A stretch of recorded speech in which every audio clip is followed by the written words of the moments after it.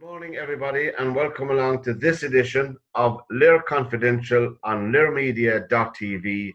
And info@lirmedia.tv is our email for all your comments, etc. And all our shows are up on our YouTube channel and Facebook and all of that on social media. I'm delighted to welcome to the studio this morning, although remotely speaking with this pandemic that's around us, Maura Meaney, the incoming president of Shannon chapter of Toastmasters International. Now, there's a mouthful for you, Maura.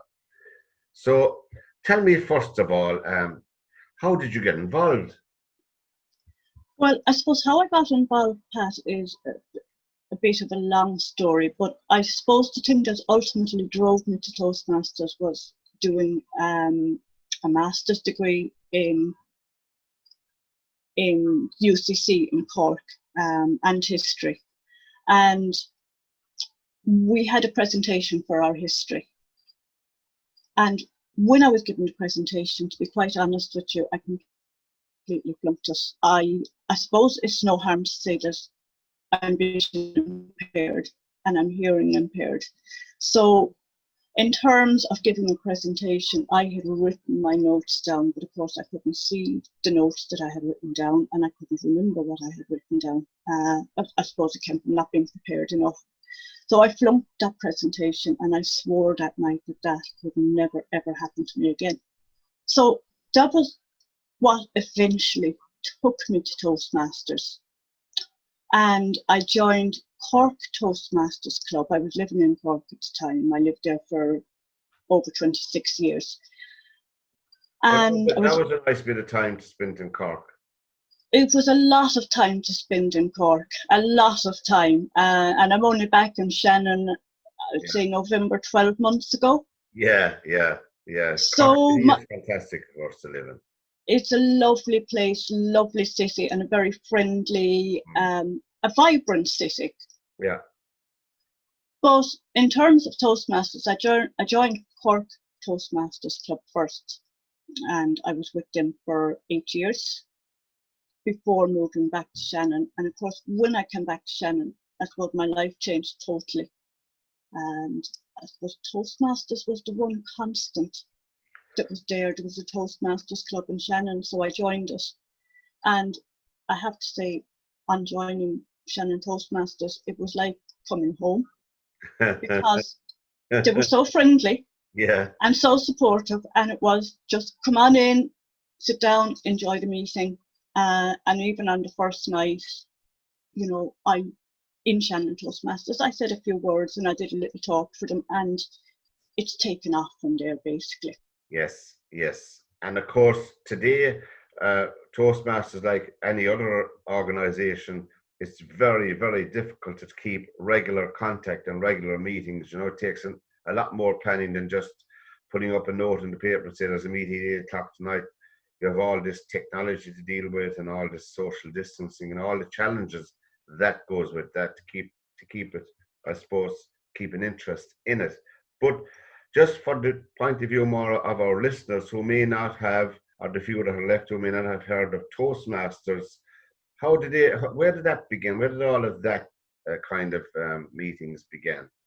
Sure. Well, to put it in context, it was founded in 1924 by a man called Ralph Smedley. Now, today, it's a not-for-profit international organization. It is over 16,800 clubs in 143 countries.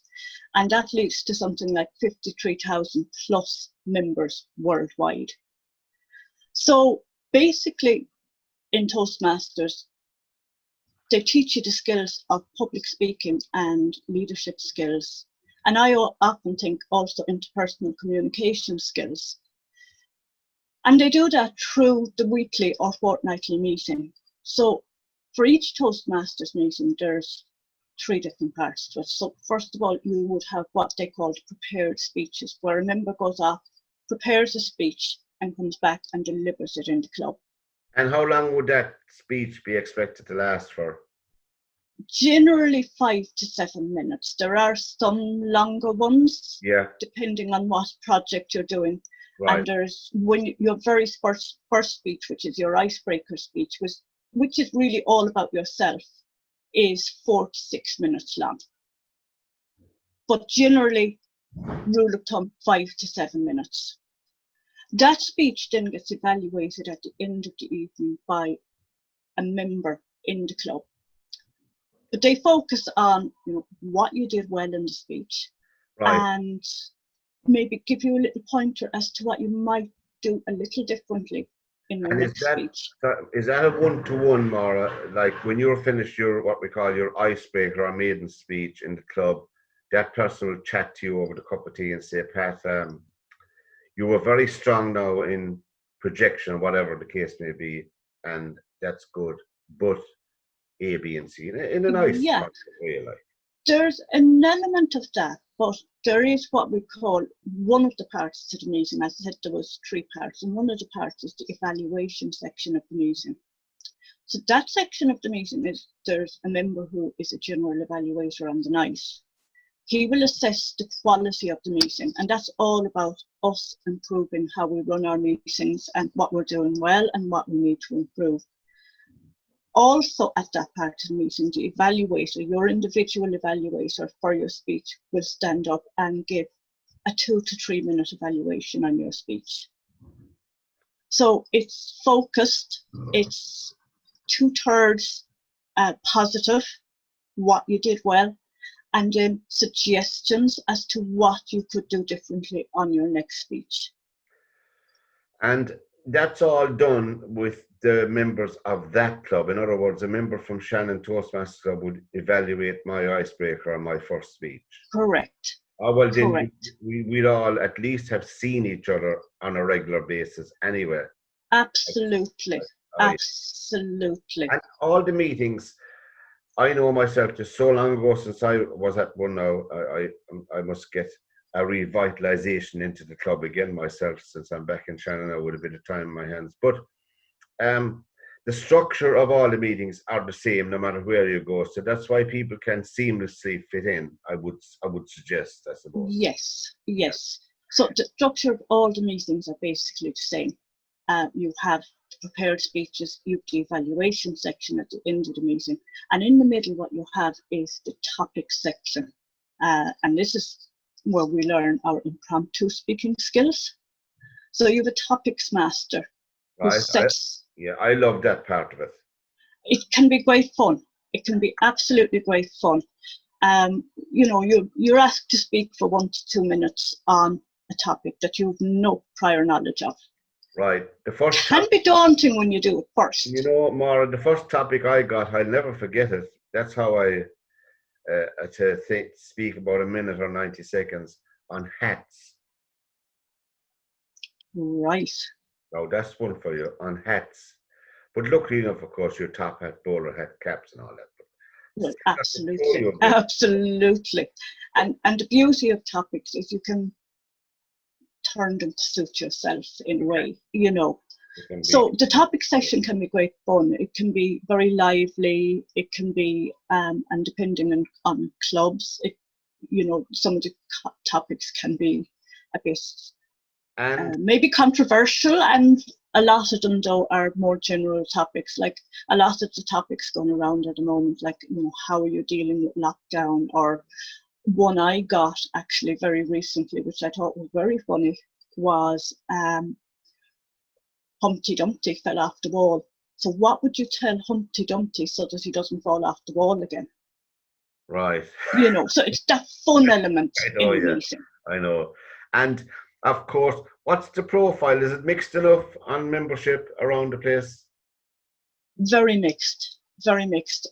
We have a wide variety of members, I suppose, from all walks of life and all ages. Members come to Toastmasters for very different reasons. You will get the people who come in because they need to do a Father of the Bride speech and are totally terrified by it. Yes. You will get the members who didn't come in because they have to give presentations at work, or they have to give, like me, going back all those years ago, presentations in college. And they want to do it well. They want to learn how to do it. How is the best way to deliver speeches, and how is the best way to get their point across? Right. So we have in the club, we have quite young members. We have members from different countries as Right. well as from different counties. And we have an older and a younger age bracket. So it really encompasses everybody. And even I find myself, even all these years, I mean, I am fairly used to speaking, being a retired civil servant. I'm fairly used, but you'll always have something to learn, no matter how good you may think you are yourself, no matter what age you are, there's always something to learn. And it's always good to be, in my own case, I think it's always good to be a bit nervous about something, because I think it keeps you fairly sharp yourself anyway, you know. That's only Mhm. just me. Like, now, what about outreach, say, to leaving certs to schools and stuff like that? Is there much of that at all? Or well, now it obviously wouldn't be possible. I'm just saying, would it be a regular feature of the branch or the local or whatever chapter? Well, it's certainly something that we would do on request. So, you know, for schools or whatever, members have certainly in the past gone into them. And, you know, there's also a speechcraft program where we will teach the skills of public speaking over a period of, say, 6 weeks All or right. thereabouts. So that possibility is there. I haven't been involved in it since I came to Shannon, but certainly it is there. And if anybody was interested in it, we would be Yeah, more than happy to oblige. absolutely. I'm speaking with Maura Meaney here from the Shannon chapter of Toastmasters, the incoming president for 2021 on LiR Confidential on LiRmedia.tv. Now, Maura, do you remember your icebreaker? Do you remember your icebreaker or your first speech to Toastmasters at all? I do indeed. I do indeed. I think everyone remembers their icebreaker, to be honest with you. I would say about my very first icebreaker, and it's interesting because I've done this icebreaker a number of times. My very first time doing the icebreaker, I was in the club maybe 6 to 8 weeks. And what I can remember is going up to the podium and my legs feeling like jelly. Oh my God. And No feeling. no feelings and absolutely nervous. And I was holding onto the podium for dear life as I was giving the speech. Now, the thing about for myself, when I'm doing speeches or when I was doing speeches back then, because of my vision impairment, I was trying to find ways that would work for me to look down at my notes. So basically what I was doing was printing off everything in font 72, which is basically the highest font you're going to get to print in, and trying to find my place in the notes if I got lost. Now, generally, I knew where I was on the page so well by the time I actually delivered the speech, and that includes the icebreaker, that I knew where to look. Yes. But I will tell you, it did burn through a forest of trees, if you know what I mean. Yes. Yes. So over the years, and with a lot of practice in Toastmasters and different speeches, I've kind of done things differently. A lot of what I do now is from memory, you know, get to know the speech well enough that I can go up there and deliver it more or less without Right. notes. Mm. And what notes I actually use, it's an app on the iPad called Prompter. And I just use that. And that seems to work. But going back to the icebreaker,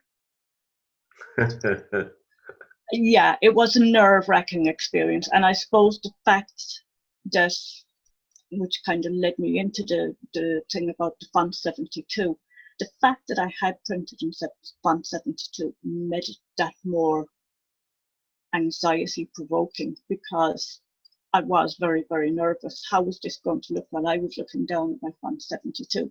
Precisely. And I must ask you, because I interviewed a beautiful, I do a bit of a jazz program as well, a jazz singer from Dublin. So my third time interviewing her, called Emily Conway. You can have a look at the interview yourself if you're interested, up in our YouTube channel, LiRmedia TV. But she is visually impaired as well. but Mhm. nevertheless, she has 2 albums out, and she's getting a third one. How do you? What did I say? You, as you said, you're visually impaired. What challenges does that I suppose you face on a daily basis, or is it just a part of your being now, or how do you cope with it? You know, I don't mean to be that intrusive, but how do you cope with it? Yeah. Well, I suppose the best way that I can explain my eyesight to people is, you visit the optician and you have a chart to read off the wall. Yeah, So I will see the first big letter on that. On a very good day, Pat, I might see the two right underneath that, but after that, I don't see anything on that chart. So on an everyday basis, what that really means is, apart from having issues with, we'll say, reading print, writing print,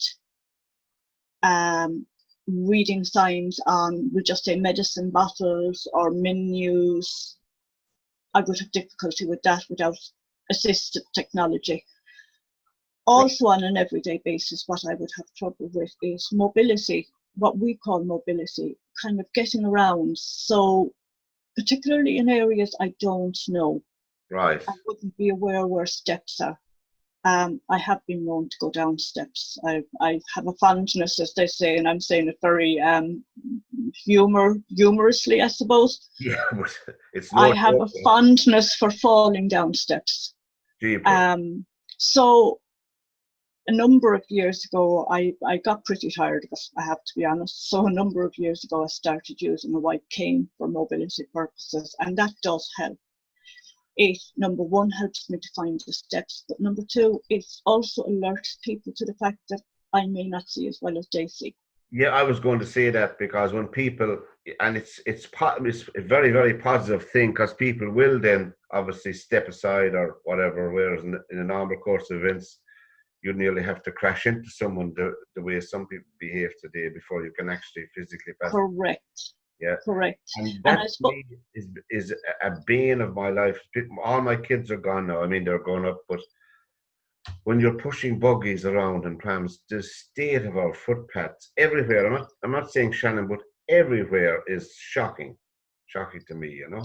I would totally agree with you, Pat. And even and I will name Shannon, some of the footpaths are absolutely atrocious. Yeah, yeah, Very, very difficult to walk with a white cane, because what you must remember is, when you're using a white cane, you're using your wrist.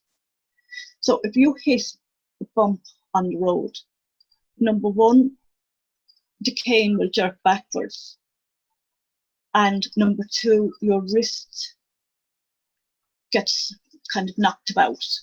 yes, So it it's does. quite difficult walking around on some of the footpaths in Shannon. It's a little bee in my bonnet that I do have, for sure. Yeah, absolutely. And I noticed recently there's been a motion, at least there's an awareness of it now, and that's the first step in getting something done about it. Hopefully, it won't take too long. A lot of the footpaths that people use, off the beaten track for fresh air and go out for walks, should be a matter of urgency for people to move around, apart from Shannon, everywhere else as well. I would think so. And I think, Pat, if you improve the footpaths, or whatever it might be, whether it's the footpaths or whether it's signage or whether it's access to buses Yeah, or access to buildings, you're not just improving it for the likes of myself who's visually impaired, but you're improving it for everyone. yeah, of course. It's And, it's do you did you have to learn Braille? No, I never learned Braille. No, I did go to the school for blind and vision impaired girls in Dublin. Yeah. That would have been, yeah, back in the 1970s and 80s. So I started, I think it was 1976, and I left in 1987. So that was a big thing, leaving home, leaving God, the I'm local sure community. it was. Yeah, you were young, Absolutely, young yeah. girl. Yeah. So it was a big thing. And while I did come down for holidays and later on, when I was kind of going into my teens, Yeah. I would have come down every second weekend because I just. And how many have you in the family, Maura? There's three of us. Oh, good. I have a sister, an older sister, and a younger brother. All right. You're the And middle. we're all. You're the middle child. I'm the middle child. So, and I suppose that in terms of, again, you asked me earlier what took me to Toastmasters. I Yeah. suppose it's worth, because I've touched on going away to school. Yeah. It's worth saying that as a young person, and I suppose right on into my 20s and early 30s, I was very much lacking in confidence. By the time I left school, I really had no self-worth. I suppose being sheltered from society, as we were in the school, it didn't allow us that kind of mixing with the community, and I'll use the word able-bodied peers. So, did you make friends? In school, yes. Yes, yeah. In school, yes, I would say, and while we were in school, we were as close as family, really, because we were together. We got up in the morning together, we went to school together, and we went to sleep in the dormitories together at night time. Yes. So we were very, very close. Over the years, while I would still keep an eye on some of them, I suppose I've only one or two kind of close friends from that period in my life. And I suppose that's quite a normal thing, where you move on in life and you join different things, you work, you join different clubs, and you make different friends as you go along, you know. So I suppose. And today, you'd have good friends, would you? I would, absolutely. And as the man says, it doesn't really matter how many you have, even if it's only one. Once they're a very good friend, it's a huge, huge thing, because it doesn't matter about whether you're visually impaired or whatever. It is a challenging time for an awful lot of people, and it's very challenging the older you get to have reliant friends, you know, that you can drop into unannounced, and there's very few of them that you can count on one hand that you can drop into unannounced and pick up from where you left off, no matter how long, you know. They're very important in your life. Absolutely, I couldn't agree with you more, to be honest, Pat. Yeah, indeed. Now, how do you make progress then? So I'm after turning up with trepidation to your chapter, and I've frozen through my first icebreaker. How do you make progress in the chapter? Is there steps along the way that you take, you know, that you're encouraged to take? Well, absolutely. I suppose the way Toastmasters works is there is an education program as such, which is now called Pathways. And it's fairly new. So we're all starting out on Pathways really over the last year or so. Mm-hmm. And basically what it is different projects. You get different speaking projects and leadership projects within that. I would say, how do you progress? You progress through practice. So you progress through giving more speeches. You also progress through taking on what I'd call leadership roles in the club. So you might chair a Toastmasters meeting some night. You might be an evaluator another night. You might be a general evaluator another night, and so forth. And through taking on those roles, you develop your leadership skills, and you develop your communication skills, you know, both listening and speaking. So it's kind of a double-edged thing, because you have, on the one hand, you're learning your public speaking skills, and each project has a different set of objectives to meet. Right. And then you kind of combine those objectives as you go through the different education programs, as you go through Pathways, and you go through any level in Pathways. And you develop skills such as body language, facial expressions, tone of voice, pitch, pauses. So you develop that through practice. And when you get your evaluation in the club, you know, your evaluator might say to you, you know, I really liked that part of the speech where you paused for a split second to reinforce the point. Right. And that's all learning. That means then that the speaker is learning, okay, that works. Right. So that's really what it's about. And I think that's really how you learn. I suppose from my own perspective, Pat, going in as a person with very little confidence way back 10 years ago to Cork Toastmasters Club. Yeah. And I started taking on, after doing my icebreaker, I started taking on meeting roles like that, you know, being Toastmaster, Topics Master, and doing all the various roles at the meetings. And a number of years into my time in Toastmasters, I was asked to go on the committee as treasurer. Now, it's quite funny in a way, because anyone who knows me will say, Maura Meaney being treasurer of anything, because she hates figures. Yes. But I rose to the challenge, and from there, I went on to become their Vice President of Education, and I was President of Cork Toastmasters in 2016. No, because. And I also went on then after that to become an area director, where I was kind of, I suppose looking after isn't really the right word, but I'll use it for the moment, where I was looking after 4 different clubs Oh, so you're a little in my local area. So you're a little gem. Yeah. A valuable little gem. Well, I suppose you could put it that way. I won't argue. There you go. Yeah, I won't argue. But Right. you know, and all of that has helped me then. Toastmasters doesn't just happen in isolation.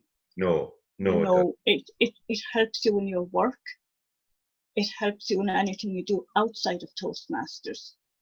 So for me, certainly, I think back to the big move I made from Cork to Shannon, you know, a little over a year ago. And I don't think that would have happened without the confidence that I actually gained in Toastmasters over the years. Right. Because what it did for me, it made me realise I worked as a telephonist, which is answering telephones and putting them through to relevant departments. Yeah. Within the public service for 26.5 years. And I didn't honestly think that I could be anything else. I thought that was it. This is what I'm going to be. But because of the experience I gained in Toastmasters, I actually realised, hang on a minute here. There's other things you can do. There's other things you're able to do. And I suppose with me again, because of my vision impairment, I had to say to myself, I may not do them the same way that everybody else does them, but I can do them. Yes. So it was that kind of mentality that kind of drove me to looking for a transfer.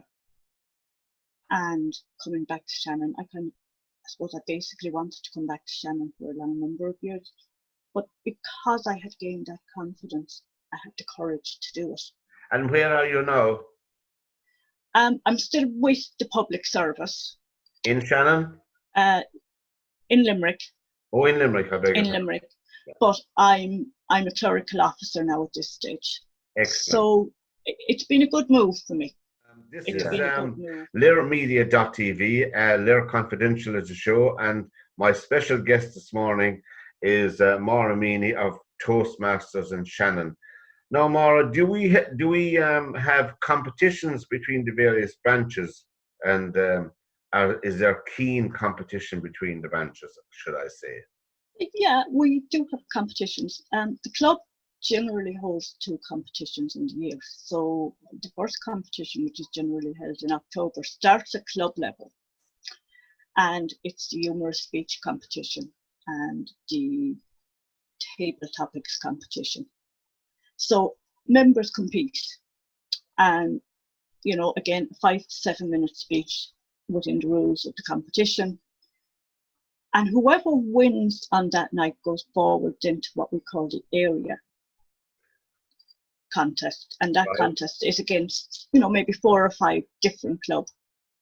It then goes on to a thing called division, which is above the area, Yes. and which could be against anything from 15 to 20 clubs. Right. And that goes on right up to international. It goes to district after division, and then it goes right up to international. And the same then for the international speech competition, which is the big speech competition, I think, in Toastmasters. How often is that held? They're held yearly, on a yearly basis. Right. So we'll say the international speech competition generally happens after Christmas. And is it always held in America? Generally speaking, yes. Yeah. The actual finals, the international finals, yes. Right. And of course, this year, a lot of all of that has had to happen virtually because of the restrictions due to coronavirus. Well, flying, obviously, it's terrible. Yeah. You can't fly. Yeah. Into that, like. And how, I don't know, I mean, it was back in the 1980s or 90s when I was involved in it, but have we had an international winner or two, I think? Have we in Ireland at the international? We have had, yes, certainly. I think, now I couldn't think of their names off the top of my head. I remember reading about one or two of them anyway, you know. Mm. Well, we should be, because we're recognised as a nation of speakers. Some say that we never stop talking, the Irish people. Very true. We're renowned for our storytelling and all of that. We have a rich, I suppose, tapestry of that kind of thing in our culture. So it would be easily translated into the Toastmasters setting. So obviously, Maura, with before we wind up the show, obviously with the chapter in Shannon now, like every other chapter, you would have modest goals, I suppose, really set because of the situation we're in for the next year or so in the chapter. Well, what I would say is we're still holding our meetings. We're doing it by Zoom. How often do you hold those meetings on? So we hold meetings. We hold meetings on the first Wednesday and the third Wednesday of every month. Oh, still the same. We all still the same. The first and third Wednesday of every month. At the moment, we're holding them by Zoom. We are hoping to go back to real meetings, as we'll call them. I'll put that in inverted commas. Right. We are hoping maybe in September that we might have, the facility to go back to the hotel and have our meetings in person again. I know we used to meet in the Oakwood. Is that still the case? The Oakwood Hotel? For the last couple of years, it's been the Park Inn up by Shannon Airport. Up at the airport? Yes. Yeah, that was for people, old fogies like myself, it used to be the Great Southern Hotel. It's now that's correct and right. Yeah. It's called the Park Inn now. And how much is it? Just changed names, still the same hotel. Yeah. And how much is it to join? To join it's €45 twice a year. And that is because we have to pay Toastmasters International to be a member. So it works. So it's 45. They do it in dollars, of course. So it's $45. Yeah, I know that. Yeah. Yeah. So twice yearly. So it's $90 a year. Yes. And of course, that would cover, as we said in the beginning of the show, that would cover these various courses on honing your skills in public speaking and standing up confidently in front of whether it's 20 or 200, it won't make a difference. So it is a valuable thing to have. I definitely think so, Pat. And from my own point of view, I suppose the way I look at it is it's quite reasonable. It's a reasonable amount to learn the skills that we do teach in Toastmasters. I would think that if you go to learn these privately, it would be quite a lot more expensive to do it. And I think that the beauty with Toastmasters is that not only are you learning the skills, but you're getting to meet people in the same boat as yourself, and you're all striving for the same goals together. So I think it is very valuable. It's a very reasonable price. I think so. And term is for a year, and is that you step down then, or is there an election every year? There's an election every year. And so yeah, I will step down after I will obviously step aside after the year, and a new committee will be elected. That's the same every year at an AGM, At the AGM, it is indeed. Normal procedure. And Maura, it's been an absolute joy to talk to you. There's no doubt about that. And I wish, what can I say, and I'm delighted that my sister put me in contact with the incoming president of the Shannon chapter of Toastmasters, and wish you all the very best in the future. And hopefully this virus will wing its way out of our system sooner the better. So from Maura Meaney on LiR Confidential on LiRmedia.tv, thank you very much, Maura, and the very best of luck in the future. Thank you, Pat.